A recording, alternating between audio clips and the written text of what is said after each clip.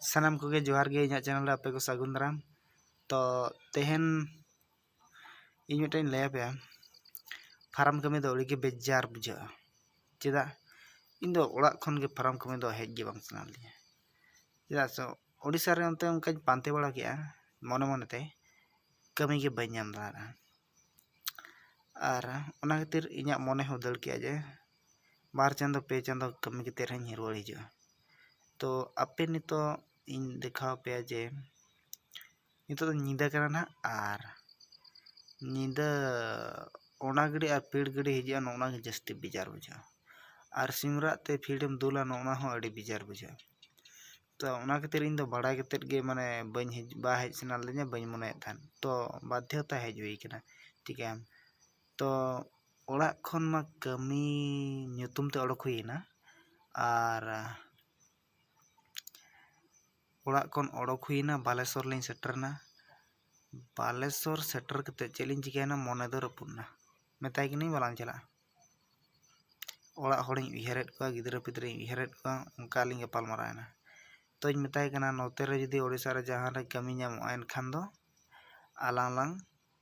नोते रे गलां कमिया फाराम दो बालां चला उना जेल चेदा लां चला। तो नोंका नालिंग गोटा लिंग फोन बड़ा केआ निदा 11टा धरि फोन बड़ा के लिंग गुटरे ताहे कना गाड़ी मा 2टा रे ताहे कना ट्रेन फोन बड़ा के लिंग लई बड़ा के को बाय ᱧᱟᱢᱚᱜᱼᱟ नितो दो खानी ले कुली लगे उनका बड़ा के को बारंबार लिंग रिक्वेस्ट कट को ᱧᱟᱢᱚᱜᱼᱟ से हांडे अड़ी गान जगह लिंग फोन बड़ा के तो एन रहो बालिंग गान दाड़ात खान दो मेताय कि चलो फार्म सेन गलां चला मने का लांग उनते के चला हजला। तो हेज केते नोडे नोय ले कमी के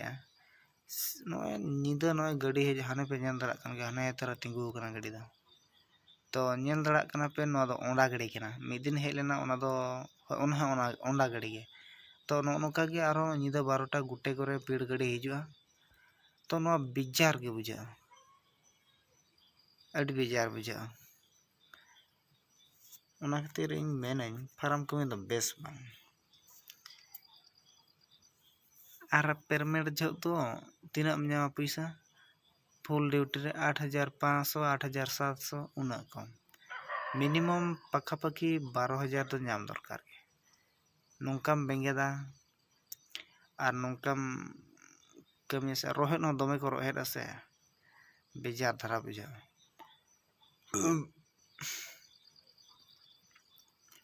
नितो तो जेपिड हुई ना आरो सिमराते माने टाइम टेबल चेक हो ठिकाना बनुआ सिमराते आरो बेंगेद हुई ठीक गया आपे ना गाड़ी हिजू तो ना इंजे इन देखा पे तावना और मिटांग कथा हेज माले हेजना कमी कनाले चेक हो बांगा मिटांग घटना नोडे हुई कना आले चितान रे मिटांग बेमार ñाम का लेया 20-25 टी डेली सिम को गुजुक कना चेक बेमार तक गुजुक कना बाले बड़ाया और उनको जुदी सिम को माने को बंदना गुजु एनखान दो ओना बेमार दो आले चितान रे ñुरना ओना बेमार दो चेक कना ओना दो बाले बड़ाया आले दो नितो धरते। तो माने नौका रुआ विषय ले पे चेक लेका ले रुआ कना मेनतेन बोहो हसुई ले और नसे नसे मादा कना ले नसे नसे खुगु कना ले नसे नसे और हड़मो भितर ते राबांग ले नसे नसे और ठिटणा ती लांगाय ले कोडरा नोआ इन कुली बड़ाय को चीत ñam केत बना मि ñिदा भितर जतो ñam केत बन दो सेता खान गे लांगा चबायना ले तापरे ला ला ला ला ला नुकी सेता के नेना तापरे चिप चिप चिप तापरे ओनका कनाले आदो तेन मी होड़िंग फुल बाबा होड़गिंग कुली किदे मेताय किने चेत नोआ दो आदो मेने स्वाइन फ्लू कना जहा कोरोना मांग रे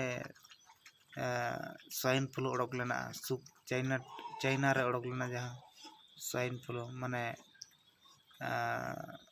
सुक्री ठेज खन ओडक लेना सुक्री मा को गज चबा लेद कवा को उनका के नितो फार्म रे सीम रे दो स्वाइन फ्लू गे एक्चुअली मिदटांग हड़मो रे मिद धाव रे माने जतो रुआ नेनाम कान दो ना दो चेद हुयुआ आदो उनी ले स्वाइन फ्लू कना ना दो नितो हो माने तेहन हो बारे सुई कते को हताव का हड़ अरी को बेसोग गया गाड़ी हिजु कना नेल पेना ताबन अने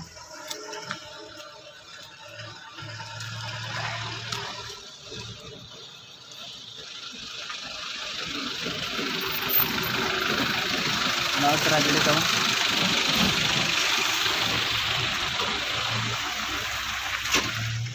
अने पारम ना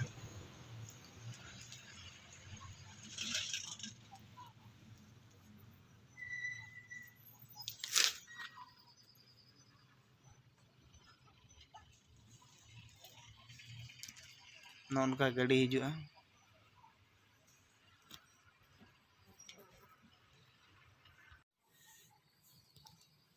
भूल कोते फार्म आलो पे हिजुआ अड़ीगान बेमार नाम पे सिम ठे दो हिजुआ बेमार आरो सेनो हिजुआ सेनो आलो पे हिज बड़ा फार्म को ले पे कना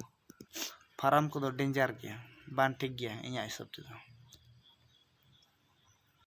इन जहां अगू तरा कदया उनी नाम किदे मा तो उनी नितो धरि ते बाय बेस कना और उनी इंजेक्शन लगाव का इंजेक्शन लगाव कते रहो बाय बेस कना और मी होड़ दो तेलुगु गे उनी हो रान जम कते हो बाय बेस कान गया तापरे चेक चिके कना उनी तो रगित परवा ᱧᱩ कना और मी होड़ दो और बारे गिद्रा को हो ᱧᱟᱢᱮᱫ ᱠᱚᱣᱟ ᱱᱚᱰᱮ ᱡᱟᱦᱟᱸ ᱛᱤᱱᱟᱹᱜ गिद्रा ᱢᱮᱱᱟᱜ ᱠᱚᱣᱟ उनको हो तारा दो ᱧᱟᱢᱮᱫ ᱠᱚᱣᱟ ᱠᱟᱹᱡ ᱠᱟᱹᱡ स्वाइन फ्लू नौकाना मेंतेन बाले बड़ाया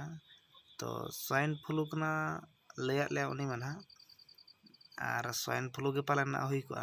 चेदा से मेटांग हड़मो रे मिद धाव रे जतो रुआ ᱧᱟᱧᱟᱢ कान दो बोहो असु मादा और नोडे नोडे गोर गोरो कना सेता बाम रोल दड़ा और भीतर ते रबांग बुझो रबांग बुझो और हड़मो दो लांगा के बुझो पूरा लांगा बांग कमी सना में ठिटना ती को लांगा के बुझो अनोंका ले बुझे ना दो फार्म दो चेन मासे सीम ठेन दो दिन के बीमार हिजुआ और रान ले एमा को और ओना बीमार चबा और मेटा बीमार हिजुआ ओना चबा खान दो रान एमा को ले ओना चबा खान दो और मेटा रान बांग और मेटा बीमार हिजुआ उनका उनकाते माने जहाँ तीना नोडे को तहना इनको हड़ के को तहना से और भिन्न भिन्न हड़मा उनका मा दिन बाको हिजुआ से अतु कुरी बाको हिजुआ जहाँ तीना नोडे हड़म तहना इनको गेम कमिया इनको हड़ तेगे जहाँ गेम कमिया तो इनको सीमा बीमार दो इनको हड़ ठेन के लठा चेदा से सीम गोड़ा मा मिद सरम अचुर बड़ा गया से ओना खातिर उनको हड़ ठेन के सीमा बीमार दो लठा और ओना बीमार को गे आले दो ᱧᱟᱢᱮᱫ ᱞᱮᱭᱟ ओका फार्म रे अरी हुआ तो नोडे गे एहब कना